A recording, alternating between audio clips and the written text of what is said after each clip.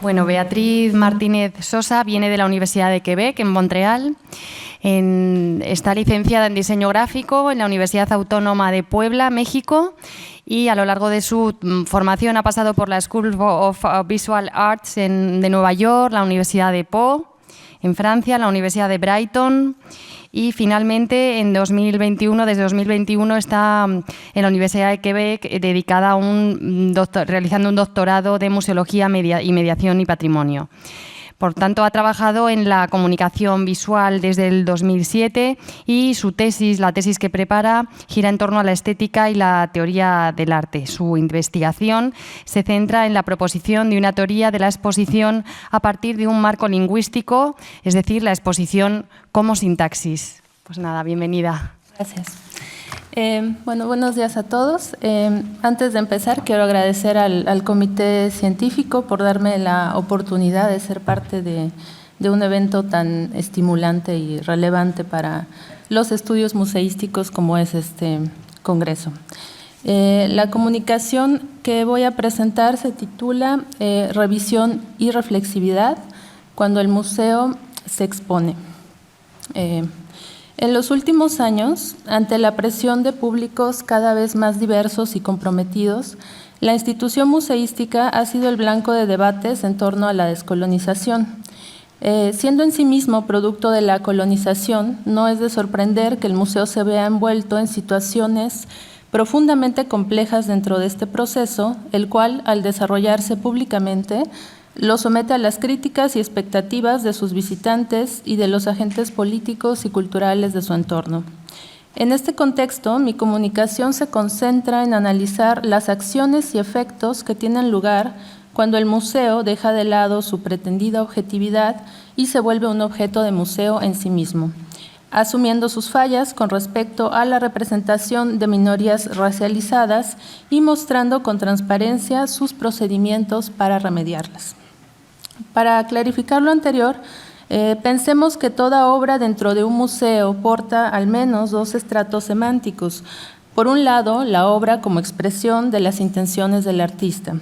Por otro lado, la obra como objeto, el cual forma parte de una colección.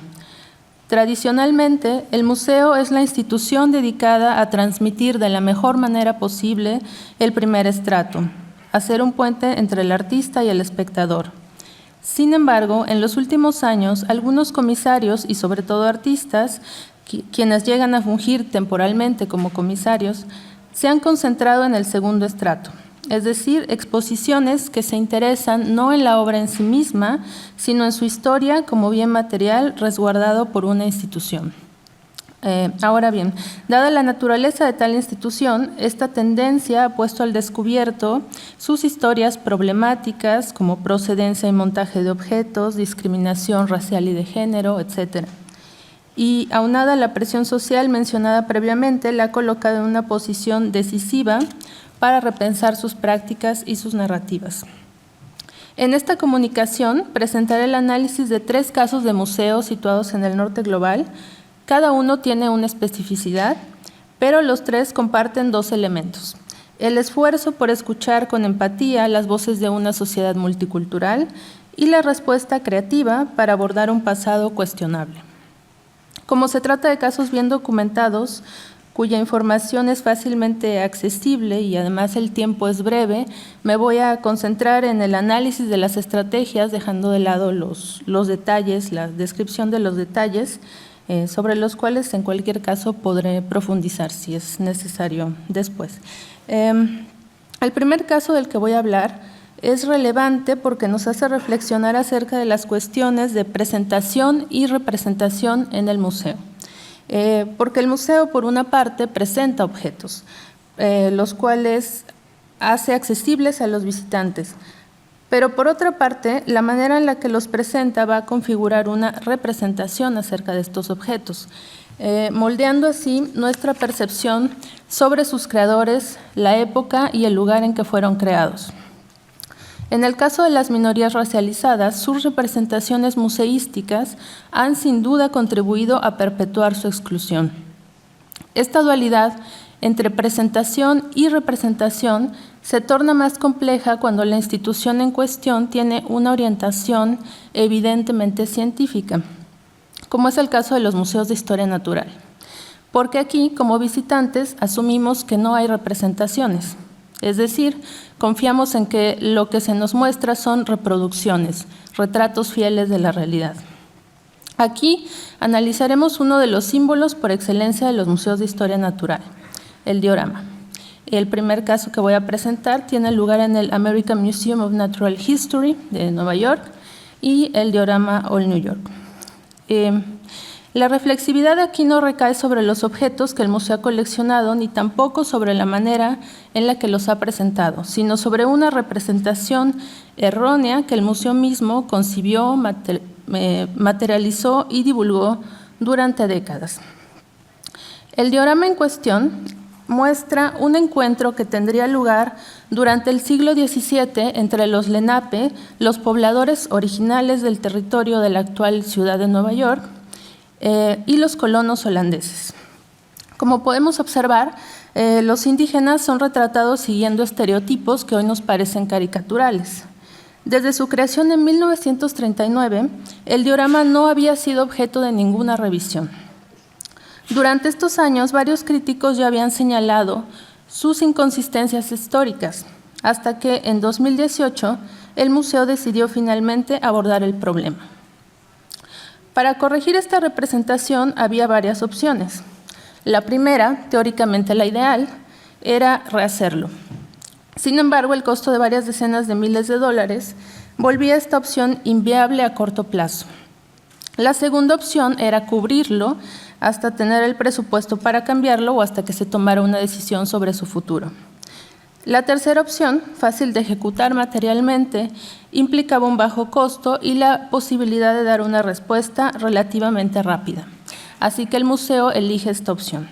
Tras cerca de un año de investigación, la solución se materializa a través de etiquetas adhesivas colocadas sobre el cristal protector. Lo importante aquí es que las imprecisiones históricas no solo son corregidas a través de textos, aquí pueden ver una imagen más de cerca de estas etiquetas, no solo son corregidas a través de textos, sino que se reconoce que existen y se señala dónde están. Sobre la transformación del diorama, Lisa Guggenheim, vicepresidenta senior de Planificación Estratégica del museo, comentó al New York Times en 2019: «Estamos revelando la elaboración del pastel y no solo el final del proceso. Estamos invitando a los visitantes a imaginar por qué sentimos la necesidad de actualizarlo». La solución es efectiva por su claridad. La simple superposición de etiquetas en el cristal cambia radicalmente el sentido del diorama. Los mismos elementos que los visitantes han visto desde 1939 siguen siendo visibles, pero a la transparencia se le yuxtapone literalmente una capa de significado que da una nueva intención al dispositivo. Aquí pueden ver algunos de los textos que tenían estas etiquetas y que se pueden consultar en el sitio web del museo. Así, el diorama deja de ser una supuesta reproducción fiel del encuentro entre los Lenape y los colonos para presentarse a sí mismo como objeto museístico. En otras palabras, el diorama se reconoce como ficción y a la vez se afirma como dispositivo de exposición, que en este caso es producto de omisiones y de malas interpretaciones por parte de la institución. Si el rediseño del diorama habría corregido la representación, la solución elegida va más allá, crea conciencia de ella, pues nos hace cuestionarnos sobre la subjetividad de lo que el museo nos presenta.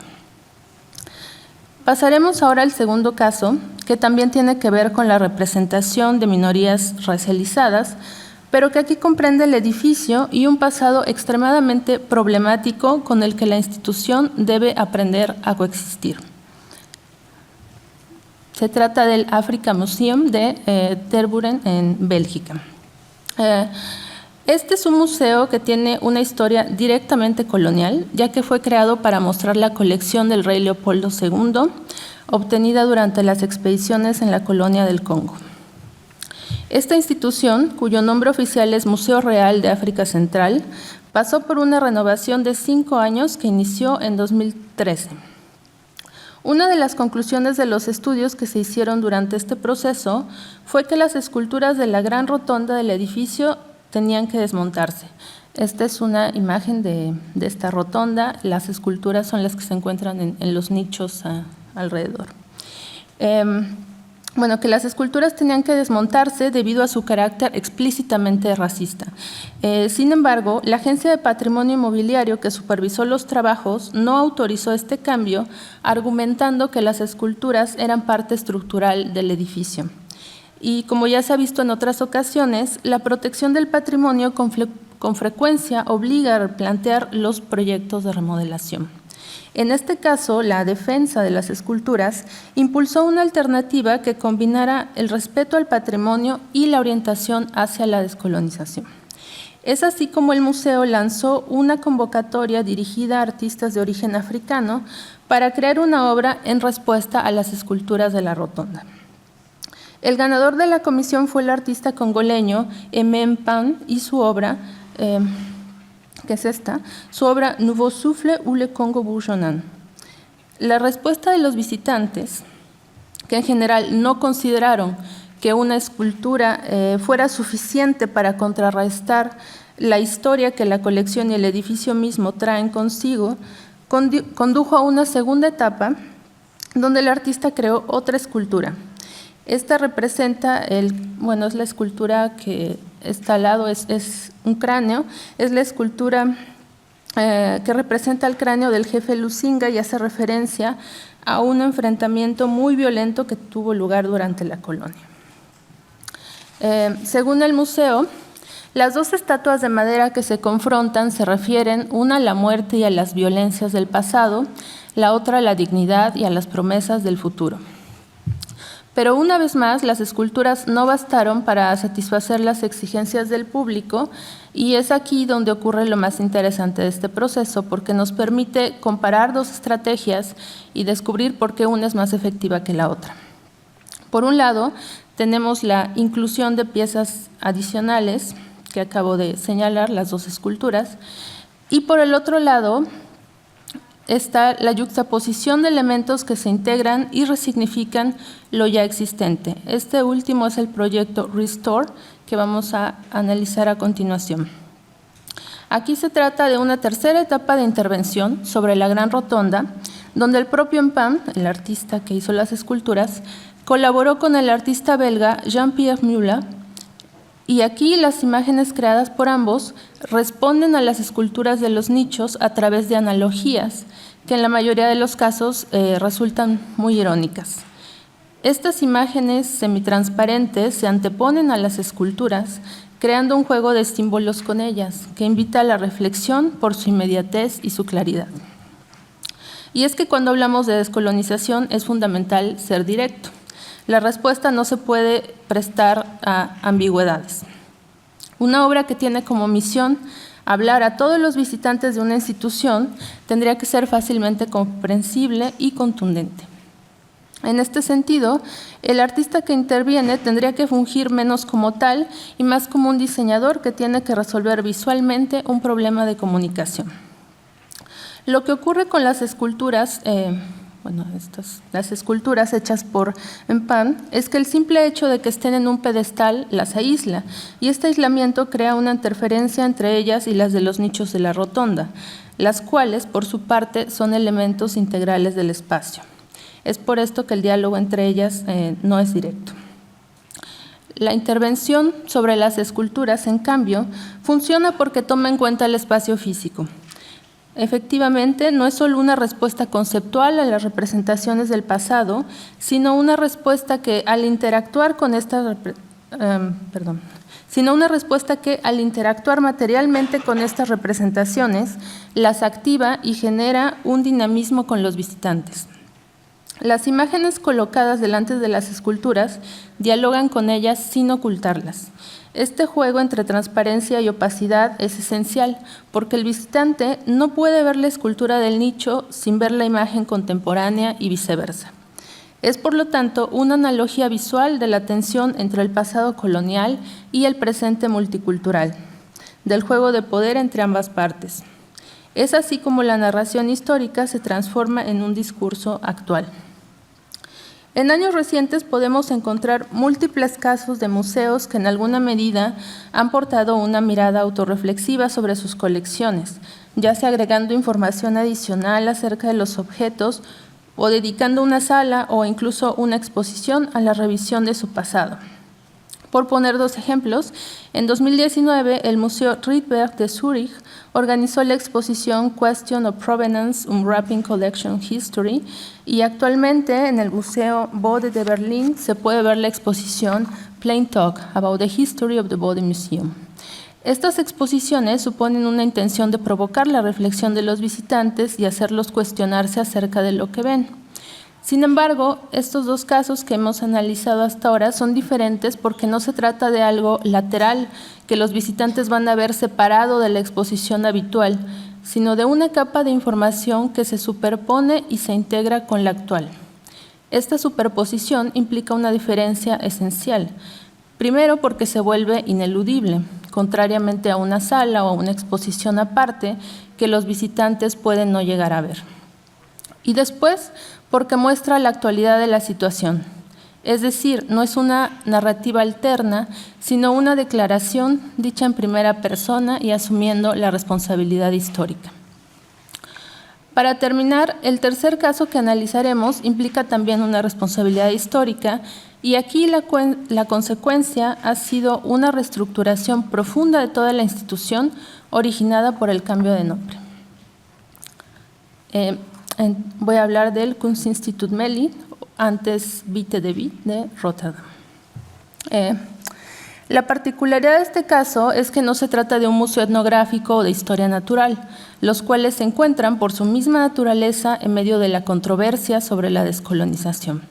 Aquí se trata de un museo de arte contemporáneo que se vio envuelto en una polémica de forma transversal, casi por accidente. Todo empezó a principios de 2017 en el marco del proyecto Cinema Hollanda Platform, iniciado por la artista Wendelin van Oldenburg, y con el cual ella representaría al país en la Bienal de Venecia de 2017. Este proyecto abordaba el tema de la situación política y cultural de Holanda en el contexto actual. Diversos encuentros tuvieron lugar para preparar el proyecto, incluyendo entre los participantes a artistas, escritores y curadores de orígenes diversos. Es aquí cuando el nombre es puesto en cuestión por uno de los participantes. La incongruencia de que una institución artística discuta sobre el entorno actual cuando al mismo tiempo lleva el nombre de un colonizador cobró una importancia que fue creciendo exponencialmente. La polémica se desató cuando en junio de 2017 un grupo de agentes culturales de la ciudad publicaron una carta abierta al entonces Witte de Witt que fue firmada por cientos de personas. Esta carta generó mucho ruido en los medios y despertó el interés de personas ajenas al entorno museístico que se sumaron a la discusión. Si bien el nombre del museo no era una referencia directa al personaje en cuestión, el oficial naval Witte Cornelisson de Witt, sino simplemente a la calle donde se sitúa el museo, la presión del público y de los agentes culturales de la ciudad y del país obligó a tomar una decisión extrema. En septiembre de 2017 se anuncia que el museo cambiará su nombre.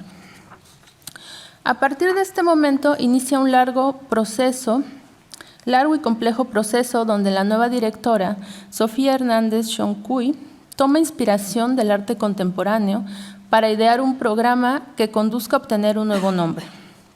La especificidad del lugar fue su punto de partida. Es así como el edificio, construido en el siglo XVII, se convierte en el centro de reflexiones y aquí el cambio de nombre ya es solo un pretexto para repensar a la institución por completo. Al estudiar la historia del edificio, el equipo descubre que en sus inicios era una escuela para mujeres, que formó parte de una reforma educativa que coincide con la revalorización de la época de oro holandesa. Todos estos ingredientes definen la primera etapa del proyecto. devolver al lugar su función de espacio de aprendizaje y aprovechar la enorme publicidad que la polémica había dado a la institución para atraer nuevos públicos. Parte de la nueva agenda cultural era un programa dirigido a adolescentes, quienes eran contratados por el museo para aprender arte. El proyecto de fin de año es ponerle nombre a una sala que está en el primer piso, que será destinada a la experimentación, un espacio anti-white cube, híbrido y dinámico. Entre las propuestas surge el nombre de Meli, en referencia a un billboard que durante mucho tiempo estuvo fuera del edificio, obra del artista Ken Bloom, donde se leía el mensaje "Meli Shum hates her job". Lo interesante aquí es que los jóvenes no habían visitado nunca antes el museo, pero sí recordaban haber visto este anuncio y ser interpelados por el contraste entre la sonrisa de la joven y la palabra odio. La propuesta se toma como una oportunidad para reflexionar acerca del migrante, de la clase trabajadora, tan importante en Róterdam. Entonces, este nombre es elegido para la sala. Y después suceden toda una serie de hechos clave: el movimiento Black Lives Matter, la vandalización del edificio, una encuesta pública y reuniones con el consejo del museo. A pesar de no estar entre los nombres propuestos para renombrar al museo, por sugerencia del consejo y a petición del público, el nombre elegido es Meli. Entonces, Meli deja de ser parte de una obra de arte contemporáneo para convertirse en un símbolo de apertura, empatía e inclusión. Congruente con este cambio, el museo pone también en marcha acciones al interior, con su staff. Más que el cambio de nombre en sí, que finalmente es un nombre propio que podría haber sido cualquier otro, lo importante es el proceso. Si consideramos que el nombre es identidad, el hecho de decidir cambiarlo es todo un acto político. En este caso, no hablamos de una institución con un pasado problemático o con una colección en disputa, sino de un museo de arte contemporáneo donde sus problemas más grandes tienen que ver con la visibilidad de las minorías. Cuando muchas instituciones pretenden solucionarlos con acciones que rayan en el tokenismo, aquí podemos ver la orientación hacia una auténtica inclusión. En estos casos que hemos analizado, podemos identificar la autorreflexividad en 3 niveles consecutivos. En una representación creada y expuesta por el mismo museo, que reconoce así sus errores históricos y por consecuencia su subjetividad. En el edificio mismo que alberga la institución y que es intervenido para responder y reparar simbólicamente su pasado problemático. Y finalmente, en el proceso colaborativo de cambio de nombre que trajo consigo la reestructuración total de la institución. Estos 3 niveles nos demuestran, por una parte, que la orientación colonial del museo está en sus propios cimientos y que es un reflejo de todo el proyecto colonial de los países occidentales. Por otra parte, estos casos son un ejemplo de que, independientemente de las gestiones administrativas y diplomáticas que se lleven a cabo fuera de la vista pública, la autorreflexividad, expuesta como objeto de museo, es más efectiva que la simple eliminación.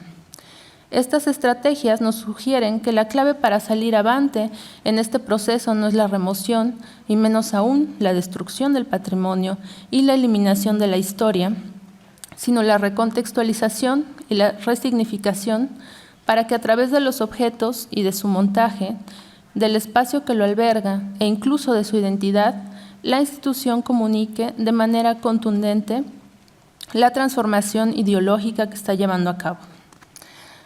Cuando el museo deja de mostrarse como un narrador omnipresente y objetivo de la historia y se muestra como autor y actor de la narración, esta se vuelve un discurso que nos habla en tiempo presente. Mi intención en esta comunicación ha sido mostrar que la descolonización puede, pese a todo, ser una oportunidad para los agentes culturales involucrados con la institución museística. Una oportunidad para repensarse con compromiso social y con creatividad. Muchas gracias.